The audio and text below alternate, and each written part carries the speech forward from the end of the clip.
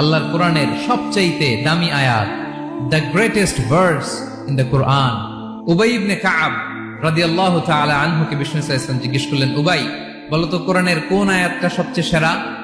উবাই জানেন, তারপরে বললেন আল্লাহু ওয়া রাসূলুহু আ'লাম, আল্লাহ রাসূল ভালো জানেন। দেখেন কত বিনয়ী ছিলেন সাহাবারা, জেনেও উত্তর দিতে চাইতেন না, ভাবতেন না জানি বিষ্ণুনবী নতুন কিছু আমাদেরকে জানায়।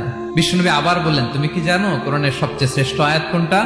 এবার উবাই ভাবলেন এবার আমি উত্তরটা দিয়েই দেই। তিনি বললেন আয়াতুল কুরসি, আল্লাহু লা ইলাহা ইল্লা হুয়াল হাইয়ুল কাইয়ুম, এটা শ্রেষ্ঠ আয়াত। বিষ্ণুনবী খুশি হয়ে উবাই ইবনে কাবের বুকে একটা চাপড় মারলেন, এরকম আদরের চাপড় দিয়ে বললেন, লিয়াহনিকাল ইলমু ইয়া আবুল মুনজির, হে আবুল মুনজির, জ্ঞান এবং প্রজ্ঞা তোমার জন্য মোবারক হোক, তুমি ঠিক বলেছো। সুবহানাল্লাহ পড়ে।